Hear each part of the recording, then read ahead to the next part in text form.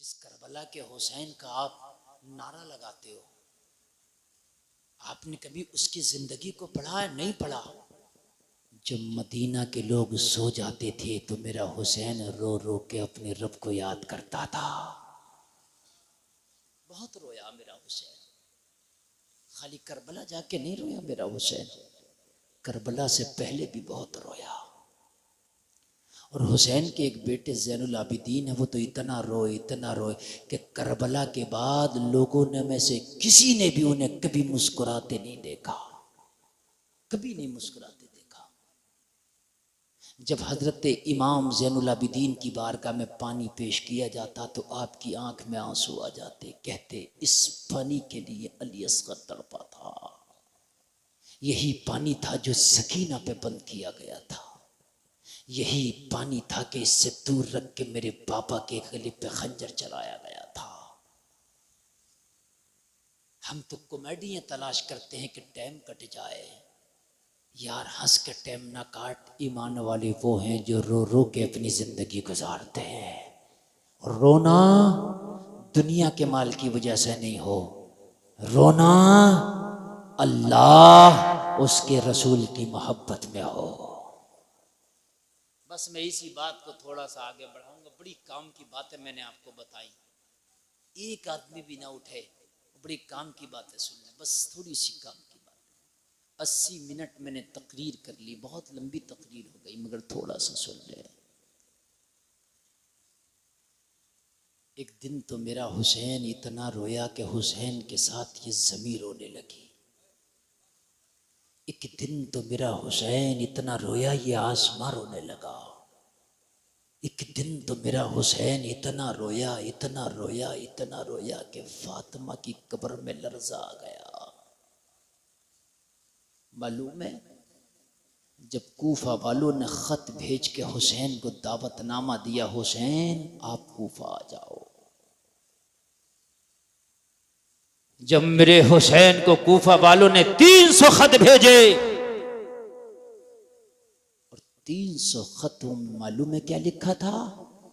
हुसैन अगर आप कूफा ना आए तो मजबूरन हमें यजीद की बैत कबूल करना पड़ेगी, फिर मैदान महशर में तुम्हारे नाना के सामने हम तुम्हारा दामन पकड़ लेंगे और कहेंगे हमने हुसैन को बुलाया था, हुसैन नहीं आए तो मजबूरी की हालत में हमें यजीद की बैत कबूल करना पड़ी। ये सब खतों में लिखा था। मुहर्रम शरीफ आने वाला है, आप देख रहे हैं, इसलिए 5 मिनट जरा मैं आपको बताऊं। और मैं कोई करबला का वाकया नहीं बताऊंगा, मैं हुसैन को जिंदगी को बताऊंगा कि हुसैन की जिंदगी में कितनी तकलीफें। बस 5 मिनट सुने जरा।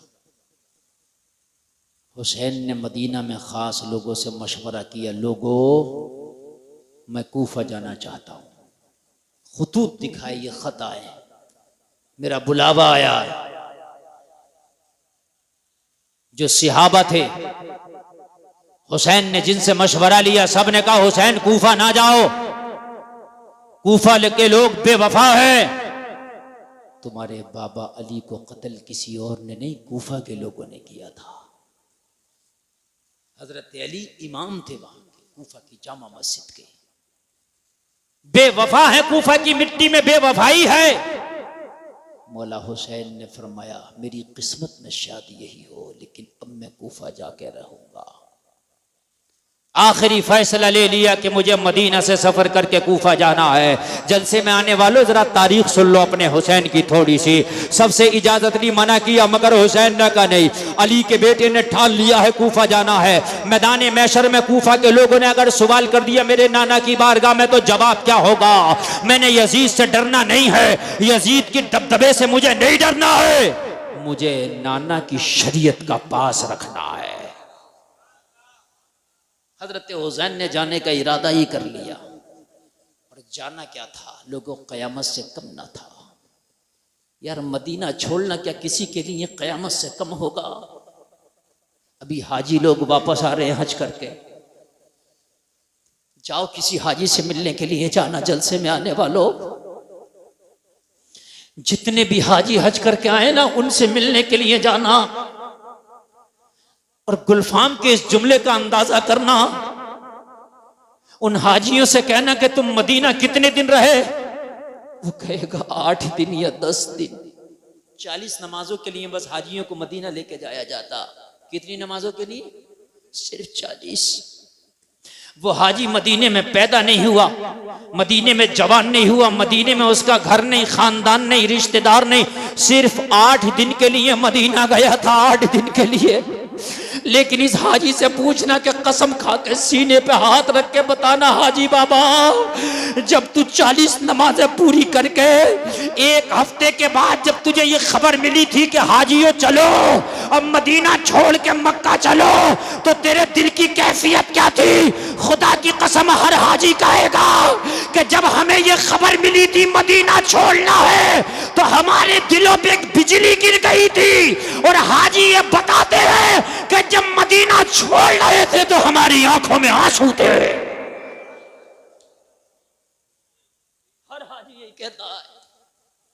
ये मेरी बात गलत हो तो हाजी आ रहे हैं ताजा ताजा पूछना चाहते हैं, और ये पूछना हाजी तुझे कसम है ये बता कि तू 40 दिन के सफर पे गया था, तू मीना भी गया, तू मुजदलिफा भी गया, सफा मरवा भी दौड़ा है, तूने कंकले भी मारी है, तू आबे जमजम भी पिया है, ओ हाजी तूने तवाफे काबा भी किया है, तूने मकाम इब्राहिम पे 2 रकात नमाज भी पढ़ी है, तूने हजरे अस्वद को भी छुआ है, उसे भी चूमा है, तूने कुर्बानी भी किया है।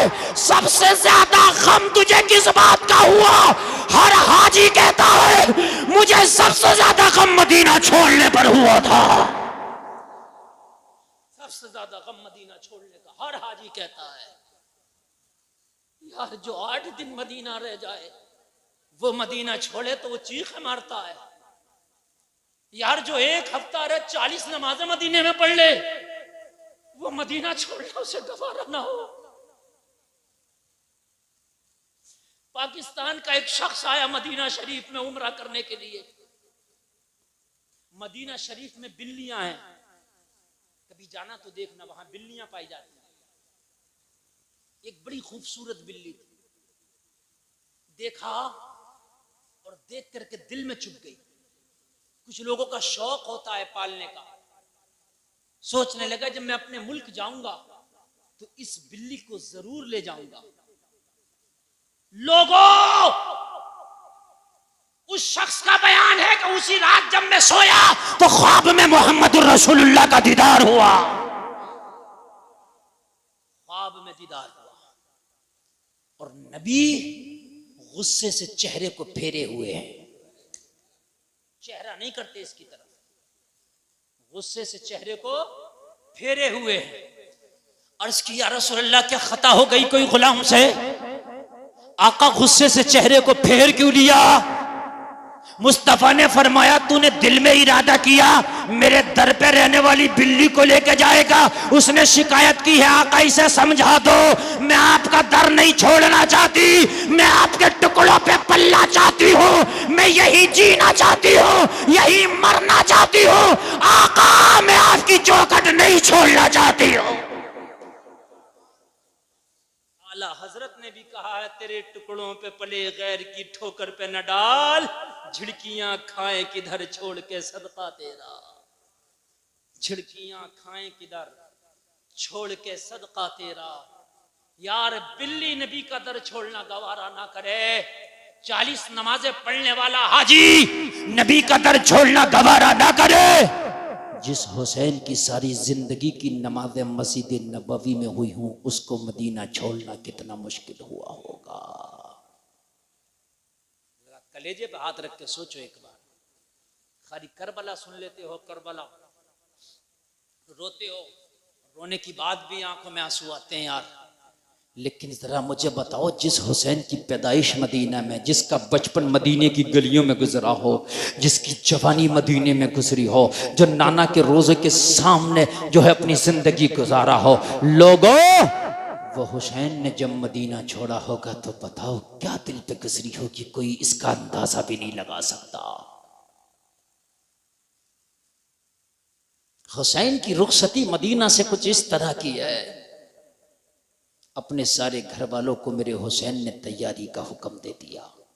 सुबह को कूच करना है।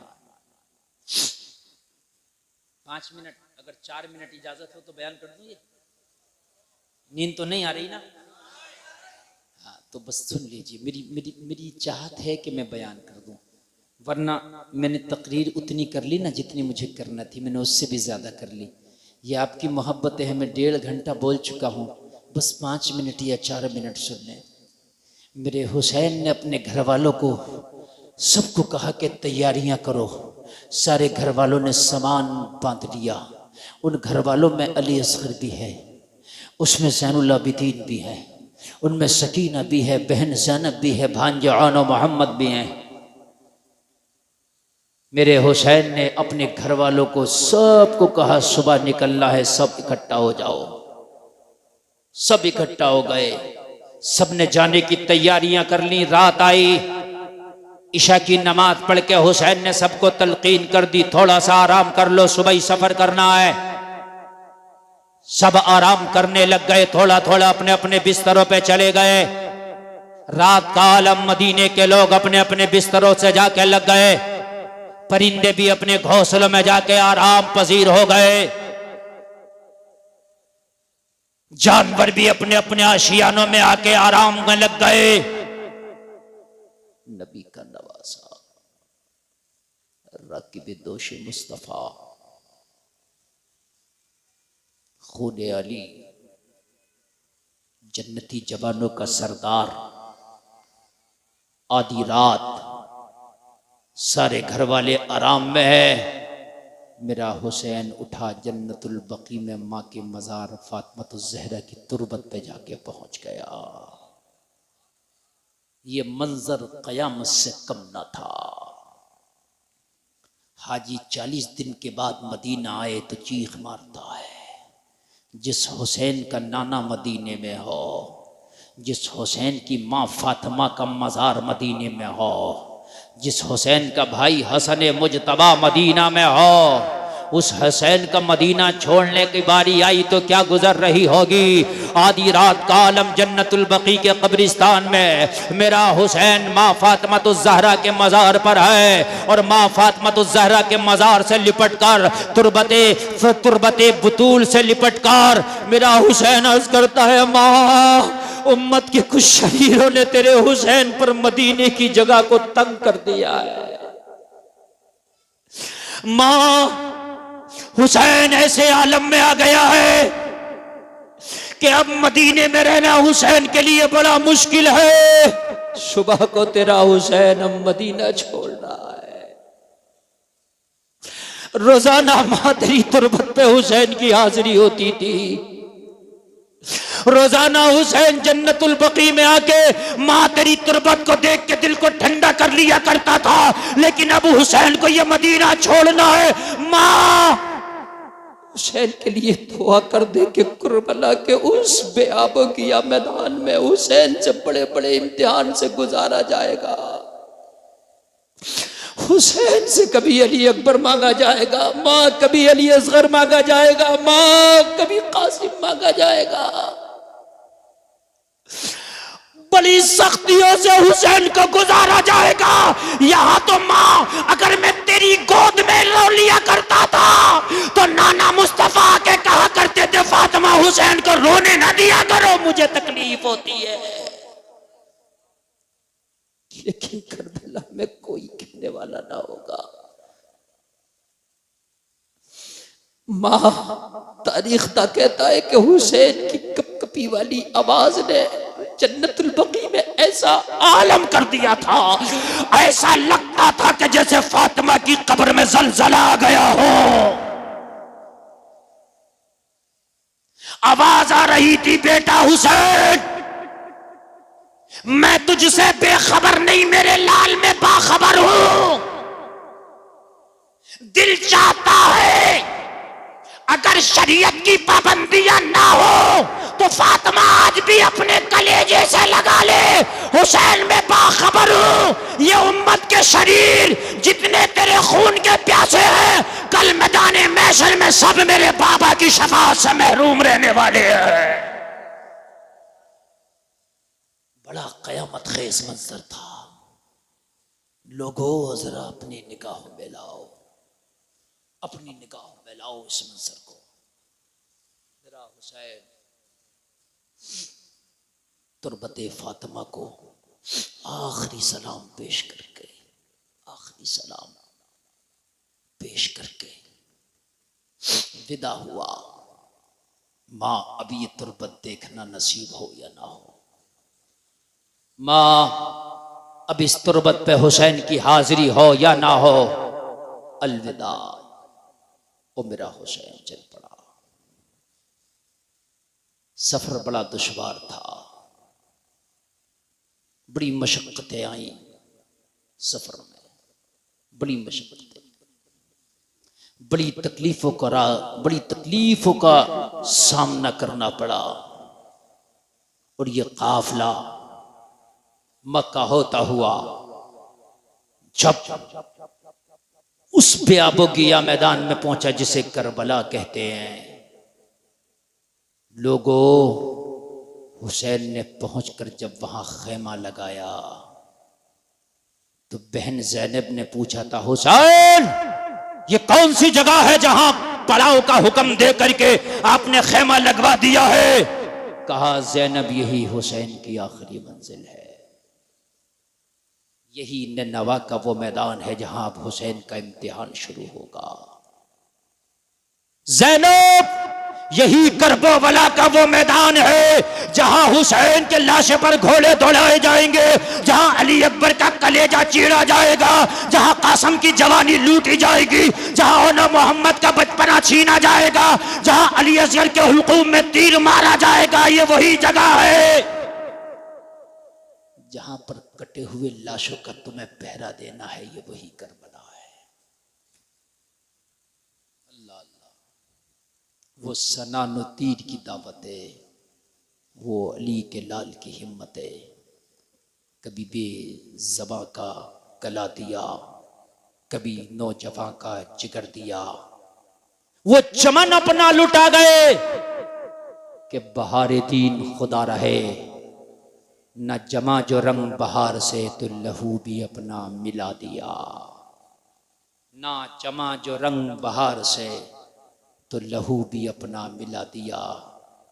जलसे में आने वालों अपने रब को राजी करो, हुसैन की ज़िंदगी को तलाश करो। हुसैन की पूरी ज़िंदगी का नाम रज़ाए मौला है। बस मेरी तकरीर मुकम्मल। हमारे मुस्लिम भाई अपने बच्चों का अकीक़ा कर रहे हैं। मैं दुआ करता हूँ अल्लाह ताला इनके बच्चों की उम्र में बरकतें अता फरमाए और इनके कारोबार में मेरा मौला तरक्की अता फरमाए। इस्लाम जिंदाबाद। कलमा शरीफ पढ़े, ला इलाहा इल्लल्लाह मुहम्मदुर रसूलुल्लाह व मा अलैना इल्लल बलाग। अस्सलामु अलैकुम।